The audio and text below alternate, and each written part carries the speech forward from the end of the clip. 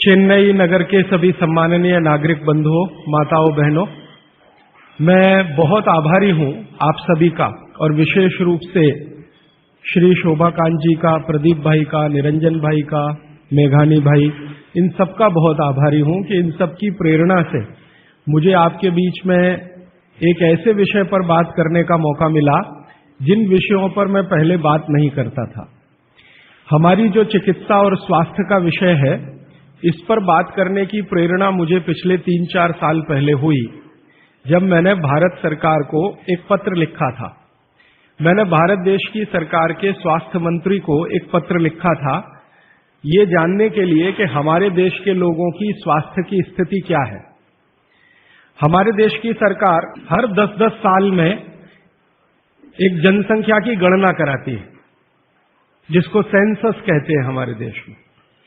तो जब सेंसस होता है तब उस समय ये भी गणना की जाती है कि कितने लोग बीमार हैं, किनको क्या क्या बीमारी है और कितने लोग स्वस्थ हैं, कितने संपूर्ण स्वस्थ हैं, कितने आधे स्वस्थ हैं। तो मैंने आज से लगभग 4 साल पहले एक पत्र लिखा था स्वास्थ्य मंत्री को और उसमें एक ही प्रश्न पूछा था कि भारत के लोगों की स्वास्थ्य की स्थिति क्या है।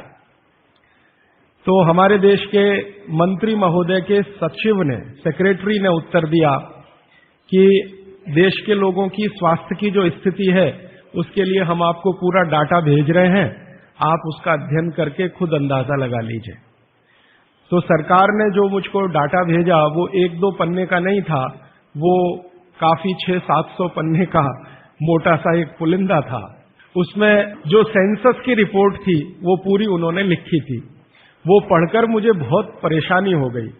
परेशानी क्या हो गई कि उसमें उन्होंने बताया कि लगभग 112 करोड़ लोग इस देश में रहते हैं और 112 करोड़ लोगों में स्वस्थ लोगों की संख्या गिनती की 25 से 30 करोड़ है। बस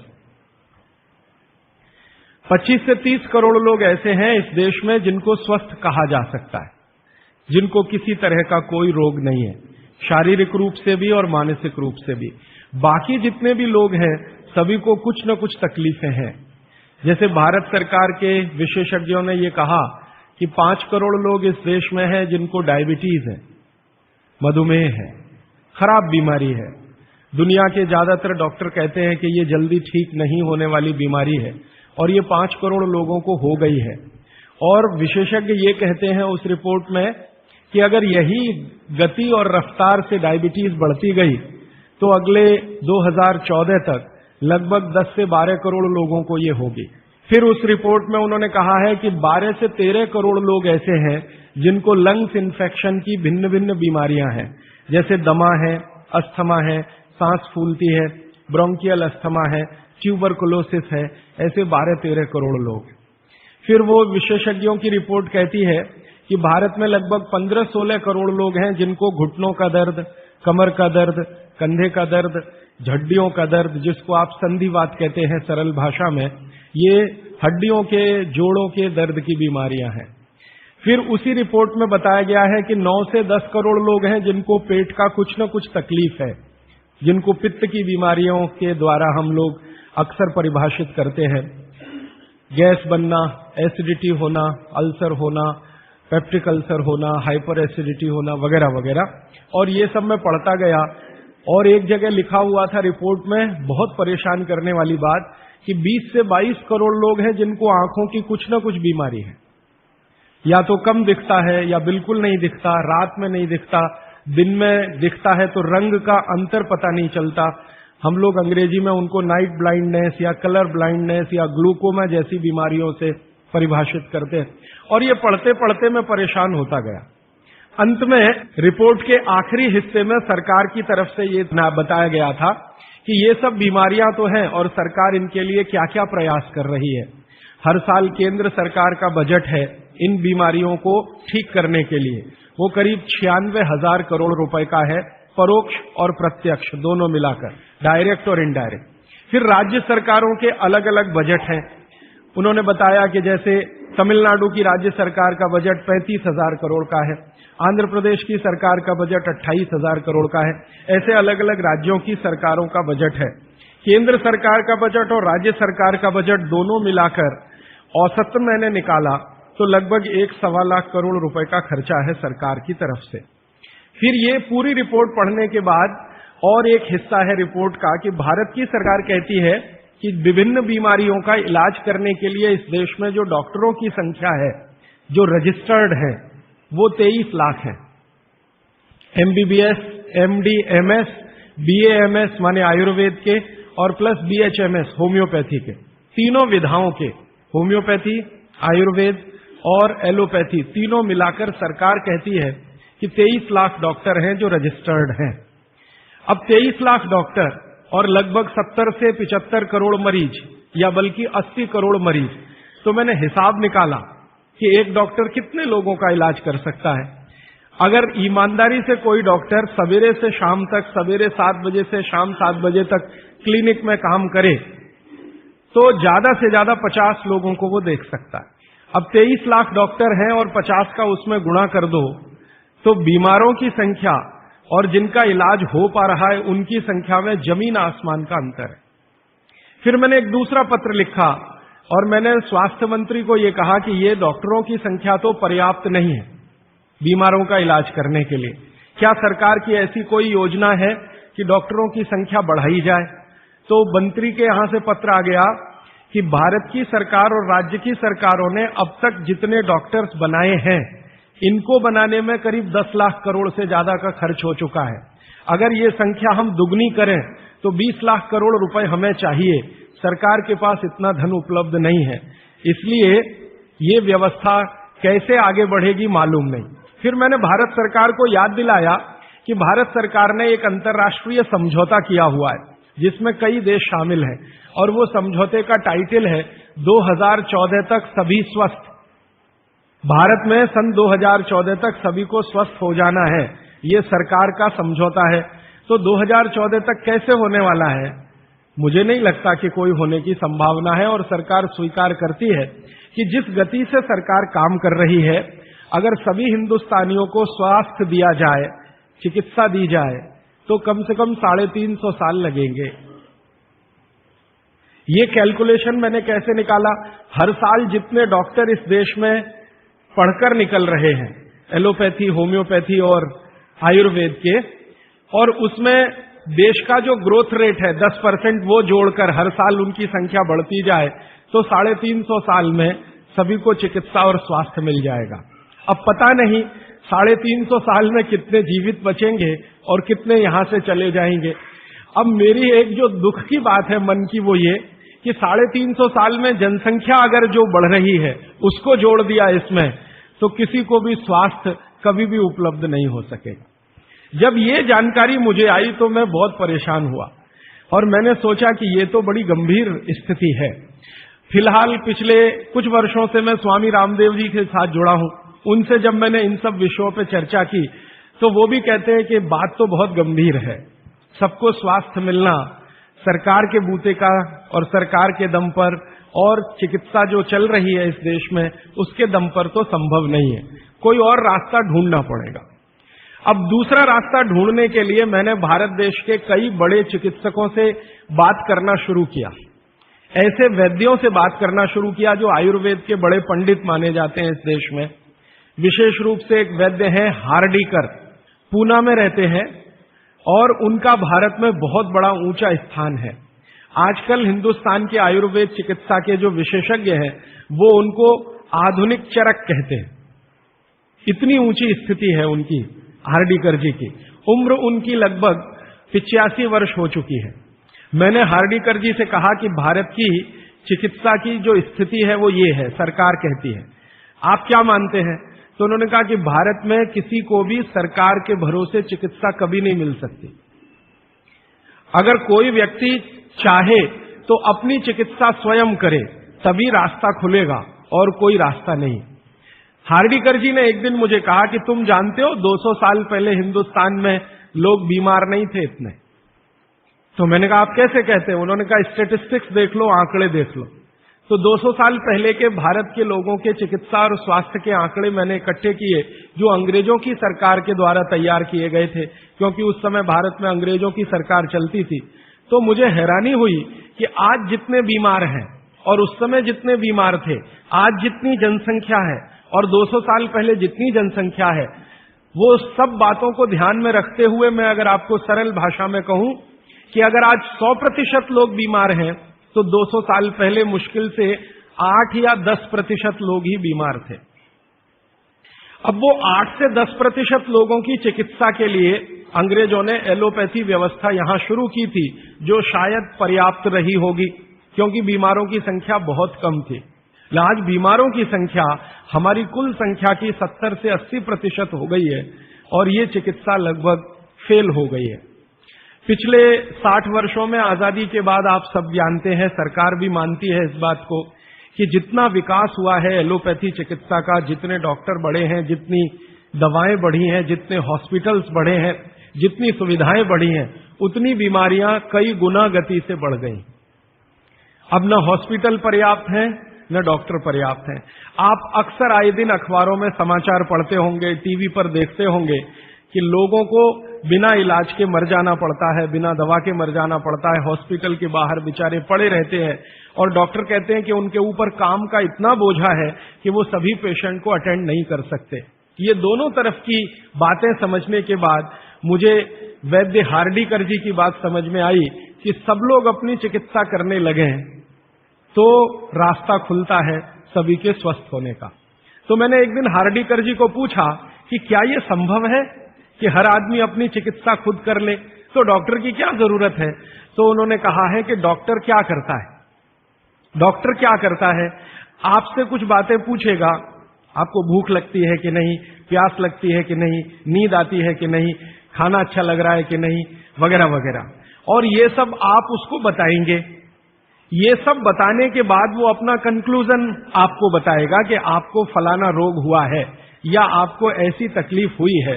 मतलब क्या है, डॉक्टर ने जो कुछ बताया आपके कहने पर, वो कोई भगवान तो नहीं है, ऐसा डॉक्टर तो कहीं नहीं है कि जो आप कुछ भी ना कहो और बता दे कि आपको ऐसा है। शायद 250-300 साल पहले रहे होंगे ऐसे कुछ चिकित्सक जो नाड़ी देखते ही बात करते थे कि आपने 10 दिन पहले ये खाया। हार्डीकर जी ने मुझे बताया कि ऐसे वैद्य रहे हैं इस देश में जो 1 मिनट आपकी नाड़ी पकड़ लें तो बता देंगे कि कल क्या खाया, 2 दिन पहले क्या खाया, 4 दिन पहले क्या खाया, 10 दिन पहले क्या खाया। अब ऐसे लोगों की कमी बहुत है इस देश में, संख्या भी कम है। तो हार्डीकर जी ने मुझे कहा कि आप जो बताते हैं डॉक्टर उस पर से अपना तय करता है, लेकिन उसमें भी वो पक्का नहीं होता। एलोपैथी चिकित्सा में तो सिद्धांत ही है trial and error, trial and error, trial and error, माने कोशिश करो और गलतियां करो, कोशिश करो और गलतियां करो, कोशिश करो, माने तीर चलाओ, लगे तो ठीक, नहीं तो तुक्का। ये बात हार्डीकर जी के मुंह से सुनी तो मुझे लगा कि वो आयुर्वेद चिकित्सक हैं, शायद इसलिए ऐसा बोलते होंगे। फिर मैंने ये बात कंफर्म करने के लिए एलोपैथी के कई बड़े डॉक्टरों से बात की, बहुत बड़े बड़े डॉक्टरों से बात की, दिल्ली में, मुंबई में। वो कहते हैं कि देखो बात तो सही है लेकिन हम इसको जाहिर में नहीं कह सकते, माने आप जैसे लोगों के सामने नहीं कह सकते कि हम सब ट्रायल एंड एरर पे काम करते हैं, हम सब तीर चलाते हैं, लग जाए तो ठीक है नहीं तो तुक्का है। माने आपका जो इलाज किया जाता है वो एक कुछ एजम्पशंस के आधार पर है, कंफर्म कुछ भी नहीं है उसमें।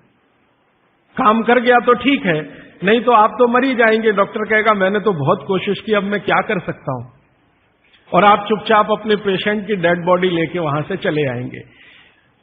मैं आपको एक बहुत गंभीर बात कहना चाहता हूं। हिंदुस्तान के एलोपैथी चिकित्सा के शीर्षस्थ डॉक्टर जो इस देश में हैं, उनकी एक संस्था है, वो संस्था की एक कॉन्फ्रेंस में मैं चला गया था गलती से।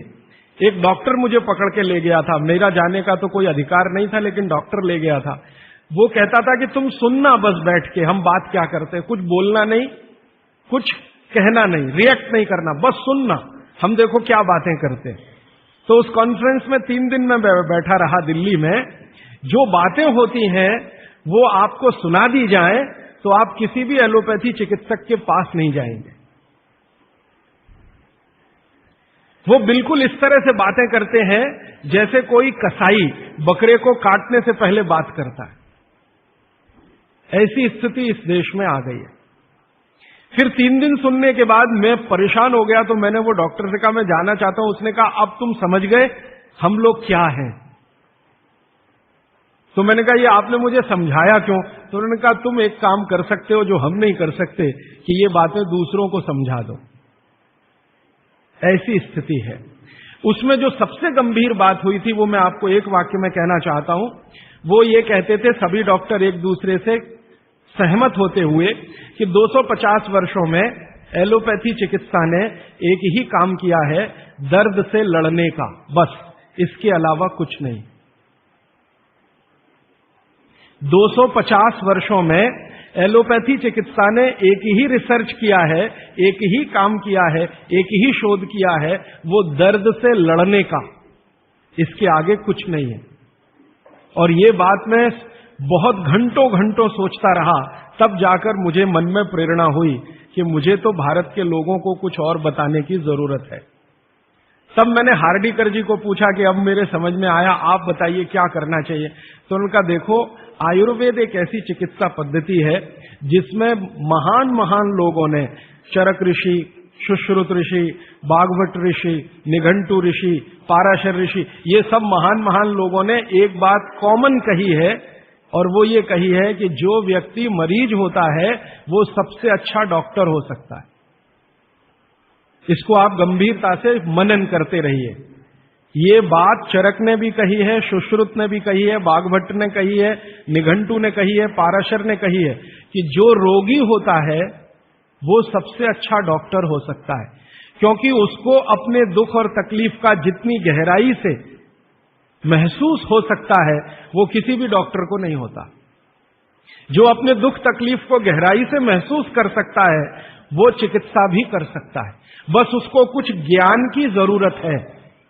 और कुछ ज्ञान, ज्यादा नहीं, थोड़ा सा ज्ञान अगर उसके जीवन में है तो वो कहते हैं कि वो हर तरह की बीमारी से लड़ सकता है और दूसरों को मदद कर सकता है।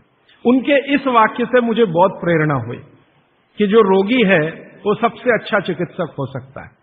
और आयुर्वेद के जितने बड़े पंडित हैं वो भी मानते हैं इस बात को। वो ये कहते हैं कि आयुर्वेद का 85% हिस्सा, ये बात मैं आप सबको बहुत विनम्रता पूर्वक लेकिन गंभीरता से कह रहा हूं, इसको आप कभी भूलिएगा मत। आपके जीवन के स्वास्थ्य और चिकित्सा का 85% हिस्सा इतना सरल और आसान है कि आप स्वयं उसे कर सकते हैं। मात्र 15% हिस्सा ऐसा है जिसमें आपको किसी विशेषज्ञ की मदद की जरूरत पड़ सकती है। मात्र 15%। अगर परसेंटेज में बात किया जाए तो आप जानते हैं 33% पर आदमी पास हो जाता है, और उसके ऊपर सेकंड डिवीजन, थर्ड डिवीजन, और 60 पे तो फर्स्ट डिवीजन होती है, 75% पे तो डिस्टिंक्शन आ जाती है। मैं 85% की बात कर रहा हूं। 85%, 85% चिकित्सा और स्वास्थ्य का हिस्सा ऐसा है जो आप स्वयं अपने जीवन में कर सकते हैं बिना किसी विशेषज्ञ की मदद के। बस 15% हिस्सा है जिसमें किसी विशेषज्ञ की जरूरत है। और आपको मैं एक आगे की बात कहता हूं कि ये जो 15% हिस्सा है आपकी जिंदगी का जिसमें आपको विशेषज्ञ की जरूरत पड़ती है, ये हिस्से में सबसे कम बीमारियां हैं। सबसे कम बीमारियां, माने जहां आपको विशेषज्ञ की आवश्यकता पड़े आपके जीवन में, वो बीमारियों की संख्या सबसे कम है। और जहां विशेषज्ञ की जरूरत नहीं है आपको अपने जीवन में, वो बीमारियां सबसे ज्यादा है।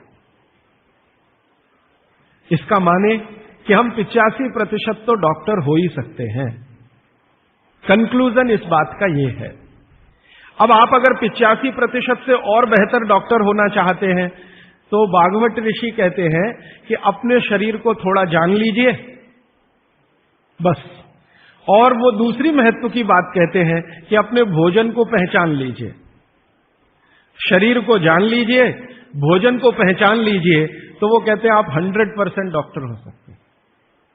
शरीर को जान लीजिए मतलब थोड़ा फिजियोलॉजी, थोड़ा एनाटॉमी, आज की भाषा में मैं कहूं थोड़ा शरीर विज्ञान आपको मालूम हो। और ये बहुत आसान है आजकल, कोई मुश्किल काम नहीं है। भारत सरकार ने विभिन्न तरह की छोटी छोटी पुस्तकें छपा रखी हैं जो बच्चों को पढ़ाई जाती हैं। एनसीईआरटी के सिलेबस में अब तो ये आ गया है। वो किताबें बाजार में उपलब्ध हैं, आप खरीद लाइए और आपको थोड़ा फिजियोलॉजी तो समझ में आ ही जाएगा, थोड़ा बहुत एनाटॉमी समझ में आ जाएगा। शरीर के क्या क्या अंग है, अंगों के क्या क्या उपांग हैं, हृदय है तो कहाँ है, लीवर है तो कहाँ है, किडनी है तो कहाँ है, लीवर का किडनी से क्या संबंध है, किडनी का हृदय से क्या संबंध है, आपस के उनके इंटर रिलेशनशिप है। अब तो एक चार्ट आता है कैलेंडर जैसा, मेरी आपको विनती है कि खरीद के एक टांग लीजिए अपने घर में, आपको भी मदद करेगा, आपके बच्चों को भी मदद करेगा। तो ये हिस्सा बहुत आसान है, मुश्किल नहीं है। बस इसमें जो मुश्किल हिस्सा है वो ये कि शरीर के अंगों के और उपांगों के जो नाम हैं वो जो भाषा में दिए गए हैं वो आपको थोड़ा कम समझती है, तो आप आयुर्वेद वाला ले लीजिए, वो आसानी से समझ में आएगा, उनके आपस के संबंध वगैरह वगैरह। मैं इस विषय पर ज्यादा नहीं जाना चाहता क्योंकि ये उपलब्ध है आपके सामने, और इसमें ज्यादा बात करूंगा तो समय खर्च होगा। आपको सिर्फ संकेत कर रहा हूं कि आज आप चाहे तो आज, नहीं तो एक दो दिन में कुछ ऐसी पुस्तकें फिजियोलॉजी एनाटॉमी की खरीद लें, नहीं तो एक कैलेंडर चार्ट आता है वो ले लें, 2-3 कैलेंडर के चार्ट आते हैं वो ले लें। अभी सरकार ने एक 12 कैलेंडर का चार्ट निकाला है, बहुत ही सरल भाषा में है, बहुत आसान है, उसको घर में टांग कर पलटते रहें, देखते रहें। ज्यादा से ज्यादा 8-10 दिन आप देखेंगे, आपको समझ में आ जाएगा लीवर क्या है, हृदय क्या है, किडनी क्या है, आपस के इनके फंक्शंस क्या है। ये बात भागवत जी कहते हैं कि थोड़ा शरीर को जान लो और भोजन को पहचान लो। अब उसमें आगे उन्होंने एक सूत्र लिखा है संस्कृत में कि शरीर को जानना अगर है तो ठीक है, इसको जरा और समझिएगा, शरीर को जानना है तो ठीक है, लेकिन भोजन को पहचानना सबसे ज्यादा जरूरी। माने उनका कहना यह है कि शरीर को जान लें तो ठीक है, नहीं जाने तो भी भोजन को तो पहचान लें।